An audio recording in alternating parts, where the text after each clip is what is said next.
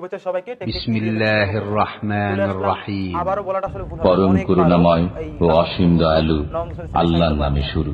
যাই হোক, অনেকবার যেহেতু আসছে, অনেক কিছুই বলা হয়েছে, অনেকবার আসবে।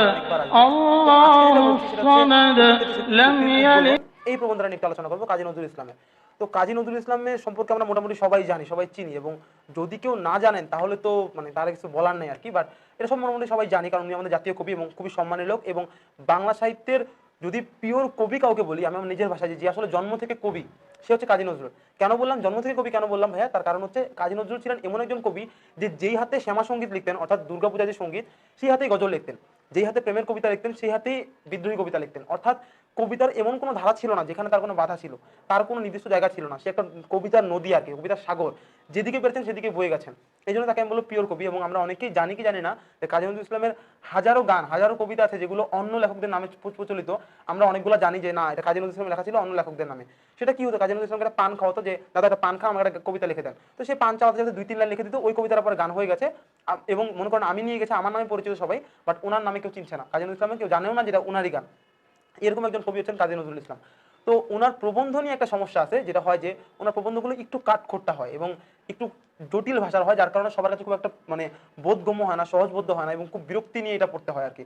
তো উপেক্ষিত শক্তির উদ্বোধন সামান্য একটু ঝামেলার, বাট সমস্যা নেই, আমি যেহেতু চলে আসছি, তো আমি থাকলে ঝামেলা টামেলা সব দূর। আশা করছি সবকিছুই আমি মোটামুটি ক্লিয়ার করে বুঝিয়ে দেবো যে ভিতরকার মজাটা কোথায়, উপেক্ষিত শক্তির উদ্বোধন কতটা সহজ একটা প্রবন্ধ এবং কতটা মজার একটা প্রবন্ধ।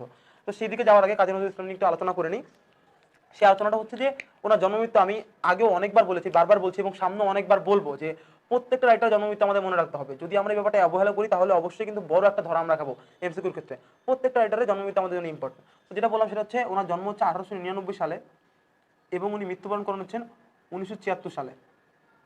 এখানে ছোট একটা মজা হচ্ছে, উনি জন্ম নেন কলকাতা চুরুলিয়া গ্রামে এবং মৃত্যুবরণ করেন আমাদের বাংলাদেশের ঢাকায় আর কি। আর ওনাকে দাফন দেওয়া হয়, বা ওনার শেষ কবর মানে ওনার কবরস্থান বা শেষ ভবনকে শায়িত করা হচ্ছে আমাদের ঢাকা বিশ্ববিদ্যালয়ের মসজিদ, মানে যে সেন্ট্রাল মসজিদ, যে কেন্দ্রীয় মসজিদ, তার পাশে যে মাঠটা ওখানে আর কি, মসজিদের পাশে ওনাকে কবর দেওয়া হয়। এখন ওনার ঢাকা বিশ্ববিদ্যালয় টিএসসি রোডটা ওদিকে গেলে আমরা মানে আমাদের এই জাতীয় কবির কবর দেখতে পাবো। ওখানে মানে যদি কেউ চাই, কেউ যদি নজরুলকে ফিল করতে চায়, তাহলে ওখানে যে দেখা করে আসতে পারবো ওনার সেই কবরস্থানের সাথে।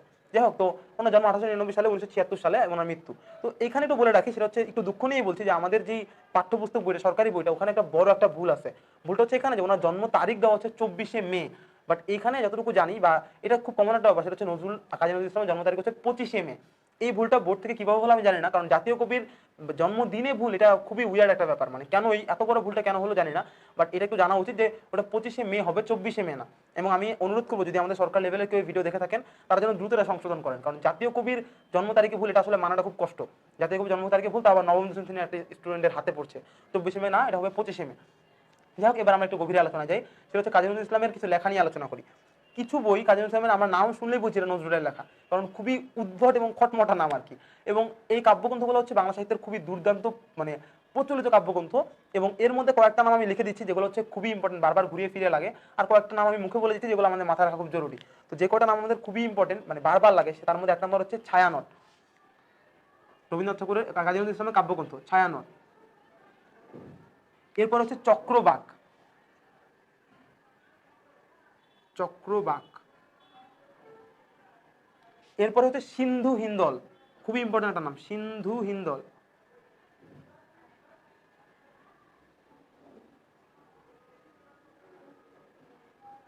এর বাদে যে নামগুলো সেগুলো হচ্ছে প্রলয় শিখা, বিষের বাসী, অগ্নিবীণা। তো এই নামগুলো আমরা মানে শুনলেই বুঝি যে এটা কে লিখতে পারে। মানে নামগুলো ছায়ানট, নামগুলো যদি একটু দেখি অন্যান্য কবিদের কবিতা গ্রন্থের নাম আর এর নামটা কতটা আলাদা। ছায়ানট, চক্রবাক, সিন্ধু হিন্দল, বিষের বিষা, বিষের বাসী, প্রলয় শিখা, অগ্নিবীণা, মানে কেমন কেমন যেন একটা মারামারি মারামারি ভাব। আচ্ছা গেল। এবং ওর 3টা উপন্যাস এবং গল্প গ্রন্থের নাম, এগুলো খুব ইম্পর্টেন্ট। ব্যথার দান, কুহেলিকা, মৃত্যুক্ষুধা, শিউলিমালা, এগুলো খুব ইম্পর্টেন্ট। অর্থাৎ নজরুল পুরোটাই ইম্পর্টেন্ট, নজরুল ছাড়া কোনো গতি নাই। আরেকটু বলে রাখি, সেটা হচ্ছে যেহেতু আমাদের নজরুল যেহেতু জাতীয় কবি এবং বিশ্বকবি হচ্ছে রবীন্দ্রনাথ ঠাকুর, তো প্রশ্ন করার ক্ষেত্রে প্রশ্নকর্তারা ওনাদের প্রতি একটু বায়াসড হন, ওনাদেরকে নিয়ে প্রশ্নটা মেইনলি করেন। এবং এটা মোটামুটি লিখে দেওয়া যায় যে বোর্ডে এসএসসি পরীক্ষার ক্ষেত্রে নজরুল এবং রবীন্দ্রনাথের 2টা সৃজনশীল থাকবে, এটা কমন। এবং এমসিকিউ ওনাদের থেকে কমপক্ষে 1-2 মার্কের এমসিকিউ আসবে। মানে এটা না আসলে আসলে ঠিক গুণা হয়ে যাবে, এরকম একটা ব্যাপার মানে আসবেই আর কি। ওনাদের প্রতি একটা বায়াসনেস থাকে, সুতরাং ওনার লেখাগুলো, ওনার মানে প্রবন্ধটা পড়াটা আমাদের জন্য বেশি ইম্পর্টেন্ট। যাই হোক, তো ওনার গল্পগ্রন্থের নামগুলো বললাম, শিউলিমালা, ব্যথার দান, রিক্তের বেদন, এবং আরো আছে হচ্ছে মৃত্যুক্ষুধা, কুহেলিকা। খুবই ইম্পর্টেন্ট নামগুলো, প্রত্যেকটা নাম আমাদের জন্য ইম্পর্টেন্ট। একটু কষ্ট করে মুখস্থ করবো তাহলে সব ঠিকঠাক হয়ে যাবে। আচ্ছা, এবার আমরা উপেক্ষিত শক্তির উদ্বোধনে ঢুকবো আর কি।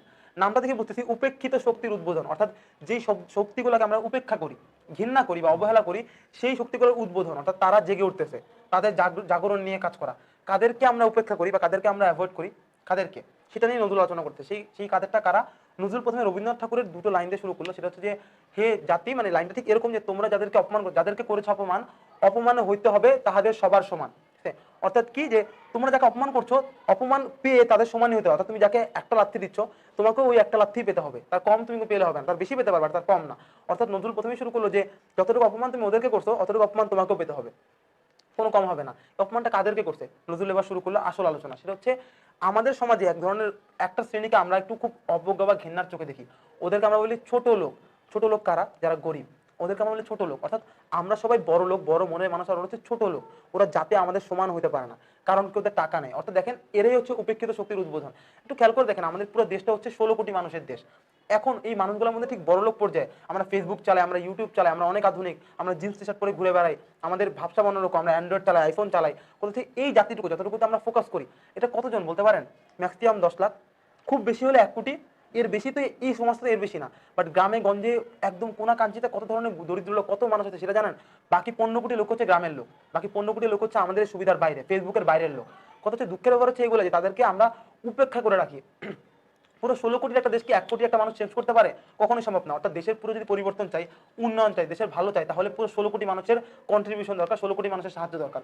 বাট আমরা ছোট লোক বলে, খ্যাত বলে, গাইয়া বলে এই মানুষগুলোকে আমরা আলাদা করে রাখি, যার কারণে হয় কি, এরা হচ্ছে উপেক্ষিত শক্তিতে পরিণত হয়। বাট এরা হচ্ছে দেশের একটা বড় শক্তি, বাট এরা উপেক্ষার কারণে এরা সমাজের কাজে আসে না, এবং যার কারণে আমাদের দেশের উন্নয়নটা ঠিকভাবে সম্ভব হয় না। নজরুল খুব সুন্দরভাবে একটা কথা লিখেছেন, সেটা হচ্ছে যে একটু খেয়াল করে দেখেন, যে মনে করেন একটা বস্তির ছেলে, সে গরিব একটা ছেলে, সে বড় হয় কি হবে আমরা মোটামুটি কি শিওর, যে আমার মা ছোটবেলায় আমাকে বলতো খবরদার বস্তির ছেলেদের সাথে মিশবি না। কেন মিশবো না? কারণ ওরা কি হয়, ওরা নেশা করে, ওরা বড় হয়ে চিন্তাই করবে, ওরা খুন খারাপি করে, ওরা গালিগালাজ করে, ওরা অনেক খারাপ হয়, সুতরাং ওদের সাথে মিশবি না। তাদের সাথে মিশে ভালোদের সাথে, কারণ ভালোদের সাথে মিশে আমি ভালো করতে পারবো। হ্যাঁ, অর্থাৎ একটা ভালো স্টুডেন্টের সাথে, ভালো রহিমের সাথে, করিমের সাথে, যারা কিনা কোনো রকম খারাপ কিছু করে না। এবার একটু গল্পটা অন্যভাবে চিন্তা করেন, যে যদি আমি ভালোর সাথে মিশে ভালো হতে পারি, তাহলে বস্তির ছেলে, আমি তো একদম ভালো, তাহলে বস্তির ছেলেটা আমার সাথে মিশলে সেও ভালো হতে পারবে। কেন আমি মিশে তাকে ভালো করছি না? কেন করছি না? কারণ ওই যে নজরুলের সে কথাটা আমি বললাম, ছোট লোক, আমরা এখন ছেলেই পারি, আমাদের যে সুন্দর সমাজটা, যে 1 কোটি মানুষের সুন্দর সমাজ, ফেসবুক সমাজ, বা এত গুছানো, আমরা এত শিক্ষিত, আমরা যদি খেলার সাথে করি বস্তির ছেলেগুলো, কি বস্তির ছেলে, ওদেরকে নিয়ে যদি আমরা 10 জন ভালো ছেলের সাথে মিশে যদি খেলে, তাহলে তারাও কিন্তু ভালো হতে পারে।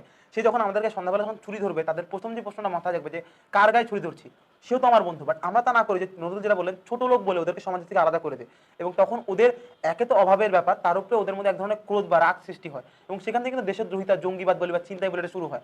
ওর কিন্তু আমার পেটে ছুরি দিতে একটুও বাধে না, এই জন্য কারণ ও চিন্তা করে যে আমরা, মানে আমাদের কাছ থেকে রেগুলার ও অবজ্ঞা এবং ঘৃণা পেয়ে বড় হয়েছে, প্রতিটা দিন অবজ্ঞা, ঘৃণা, এক ধরনের অবহেলা পেয়ে বড় হচ্ছে, তাহলে ও কেন আমাকে সাপোর্ট করবে, ও কেন আমার পেটে চুরিটা ঢুকাবে না? এই জন্য আমাদের জেদ কাজ করে। নজরুল ওটাই বলেন, যে আমাদের এই উপেক্ষিত শক্তির উদ্বোধন করতে হবে, অর্থাৎ যাদেরকে আমরা উপেক্ষা করি, যেই শক্তিগুলোকে আমরা উপেক্ষা করি বা অবহেলা করি, ওদের উদ্বোধন করতে হবে, ওদের শুরু করতে হবে, ওদেরকে নতুন করে জাগাতে হবে। কিভাবে জাগাতে হবে? ওদের আমাদের যে ডিস্টেন্সটা, ওটা অফ করতে হবে। আমরা যাদেরকে ছোট লোক বলি, গরিব বলে অবহেলা করি, আমরা ওদের থেকে কতটুকু ভালো বলেন তো? আমার জন্ম আজকে একটা ভালো পরিবারে বলে হয়তো আমি আপনাদের সামনে ক্যামেরার সামনে দাঁড়িয়ে আছি, আপনাদের সামনে আমার কথা হচ্ছে, আমার বাংলা ক্লাস আপনি শিখতেছেন। আল্লাহ না করুক, কপালে যদি আমার একটা বস্তির ঘর হতো, তাহলে কিন্তু আমি পড়ে যেতে পারতাম না। কিন্তু দেখেন, আল্লাহ কিন্তু আমার মধ্যে সৃষ্টিকর্তা কিন্তু আমার মধ্যে সেই ক্যালিবারটুকু, সেই জ্ঞানটুকু দিয়ে দিয়েছে, যে আমি চর্চা করলেই বাংলা নিয়ে আপনার সামনে আলোচনা করতে পারি, চাইলেই কিন্তু পারি। বাট একটা বস্তির ঘর হলে কিন্তু আমাকে সেই সুযোগটা হতো না, আমি কিন্তু হয়তো পারতাম না, এই টেকনিক ইজি এডুকেশন আমাকে কোনোদিন ডাকতো না, আমি কোনোদিন আপনার সামনে এই কথাগুলো আলোচনা করতে পারতাম না। ব্যাপারটা ওরকমই। ওদের কিন্তু নিজের দেশে গরিব হয় না, গরিব পরিবার হয়তো বা জন্মায় বা ইয়েতে জন্মায়, বাট আমরা ওদের শুধু অর্থ নেই এই জন্য, বা ওদের শুধু টাকা পয়সা নেই এই জন্য ওদেরকে আমরা এতটা নিচু, এতটা ছোট করে দেখি, যে ওরা ঠিক মানুষের পর্যায়ে পড়ে না, এরকম একটা ব্যাপার।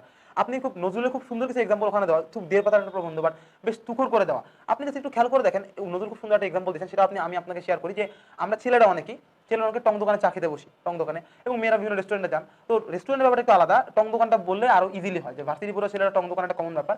টং দোকানে আমি যখন চা খেতে বসি, তখন হয়তো বা কোনো একটা রিক্সাওয়ালা, সে মাত্র রিক্সা চালায়, খুব ঘামে, পুরো শার্ট ভেজা, জামা ভেজা, সে এসে ঠিক আমার পাশেই বসলো। হ্যাঁ, যদি আমাদের মধ্যে এতটুকু ডিস্টেন্স থাকে তো ব্যাপারটা হ্যাপি। বাট মনে করেন যে একটা বেঞ্চে 5-6 জন খুব গাদাগাদি করে বসছি, তো আমার পাশে হচ্ছে রিক্সাওয়ালা, এটা কিন্তু আমি বা আমার বন্ধু কিন্তু খুব কমই সহ্য করতে পারি। তো ও বসলে আমরা কি করি, ঠাস করে বেঞ্চ থেকে উঠে যাই, সাইডে দাঁড়াই। অর্থাৎ রিক্সাওয়ালার সাথে গা লাগায় বুঝে সমস্যা, বাট একইভাবে আমার একটা বন্ধু যদি ঘেমে আসে, আমার একটা বন্ধু সে হয়তো তার থেকেও বেশি ঘামা বা তার গাও ময়লা, বাট তার সাথে কিন্তু আমার গায়ে লাগায় বসতে সমস্যা নেই, কারণ সে তারও অর্থ করি আছে, সেও আমার সমাজে আমার সমান। আর রিক্সাওয়ালা টাকা আমার থেকে কম, তার মানে ও ছোট লোক, ও ঠিক মানুষের পর্যায়ে পড়ে না, মানে ও একটা হারাম প্রাণীর মতো তার সাথে আমরা ট্রিট করি। এবং আমরা চিন্তাও করে নিই যে একটা রিক্সাওয়ালা বসলাম, বেঞ্চ থেকে উঠে গেলাম, ওই বেচার ব্যাপারটা কেমন লাগলো, ওর কাছে ব্যাপারটা কেমন লাগলো। আমি আরেকটা ব্যাপার বলি, সেটা হচ্ছে যে ওই আমি একদিন একটা ঘটনা দেখলাম খুব চোখের সামনে, খুবই অস্বস্তিকর একটা ঘটনা। সেটা হচ্ছে একটা রিক্সাওয়ালা ওরকম টং দোকানের ঘটনা। সে চা খেলো, তো চা খাওয়ার পরে টং দোকানে আমার কাছে চার কাপটা ফেরত দিল।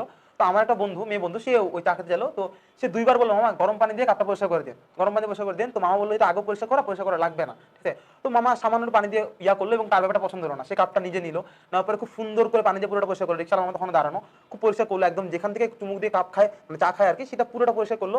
তারপরে চা বানানোর জন্য কাপটা দিল।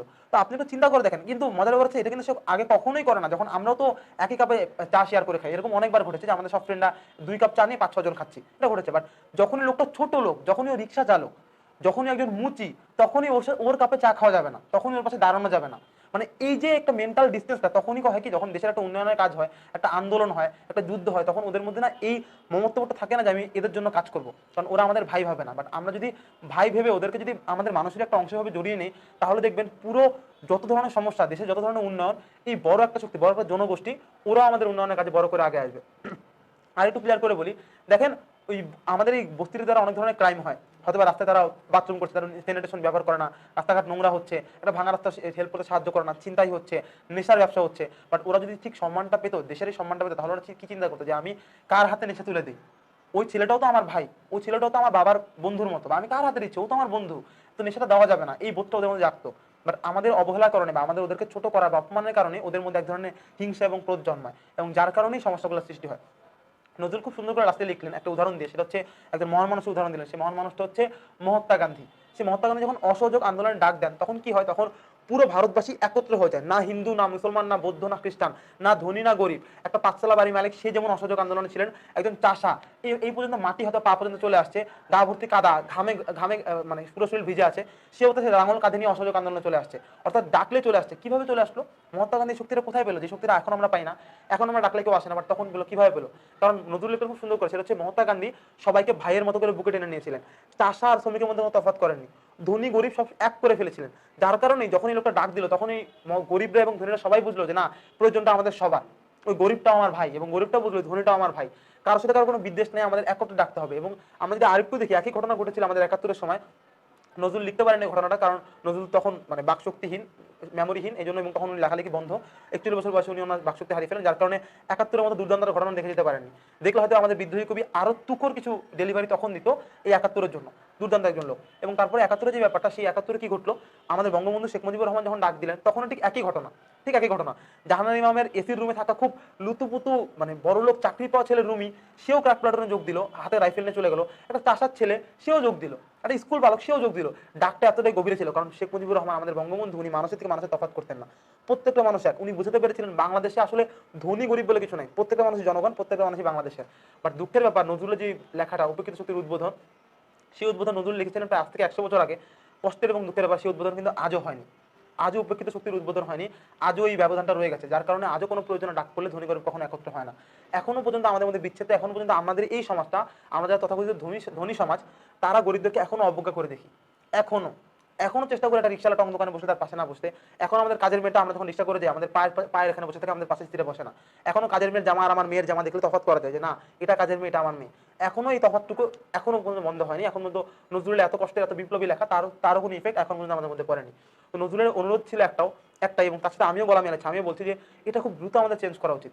শুধুমাত্র কার টাকা নেই, কার টাকা আছে, কে সমাজের উপরে, কে সমাজের নিচে, এটা করে এই ডিস্টেন্সটা খুব দ্রুত অফ করা উচিত। নয়তো আমাদের দেশের এই উপেক্ষিত শক্তির যেই পরিণতি, তার পরিণতি খুব ভয়াবহ, আমাদের দেশটা অতল গহব্বরে হারিয়ে যাবে। তো এই ছিল। এর থেকে যে সৃজনশীল করে যেগুলো আসে, যে গল্পগুলো বললাম, আমি যে রিক্সাওয়ালা ঘটনাটা বললাম আমার জীবনের, এটা উদ্দীপক চলে আসতে পারে। উদ্দীপক দেওয়ার পরে বলতে পারে এর সাথে একে যদি সম্মান দেওয়া হতো, তাহলে এর সাথে উপকৃত শক্তির উদ্বোধনের কোন আলোচনাটার মিল রয়েছে, বা এর সাথে ঠিক সিমিলার ম্যাচিংটা কোনটা, মিলটা কোনটা, এই ধরনের প্রশ্ন আসতে পারে এখান থেকে সৃজনশীলগুলো। এবং এখান থেকে এমসিকিউ খুব একটা আসে না, খুব সামান্য এমসিকিউ আসে, বাট সৃজনশীলের জন্য এবং বোঝার জন্য, নিজেকে চেঞ্জ করার জন্য, জ্ঞানের জন্য খুবই দুর্দান্ত একটা প্রবন্ধ হচ্ছে উপকৃত শক্তির উদ্বোধন। তো যাই হোক, আজকে এই পর্যন্তই, চলে যাব। এবং আসলে ঠিক আমার বলা উচিত তালাশের মতো, যাচ্ছি কিন্তু যাচ্ছি না, মানে যাচ্ছি এবং আবার ফিরে আসছি। আবো অনেকবার দেখা হবে এবং হয়তো সহস্রবার দেখা হবে, এরকম সহস্রটা গল্প হয়তো বা নেই, বাট আসবো, আর অনেকবার আসবো নতুন কোনো গল্প নিয়ে। তো সেই পর্যন্ত ভালো থাকুন এবং আমার জন্য একটু অপেক্ষা করুন। আল্লাহ হাফেজ।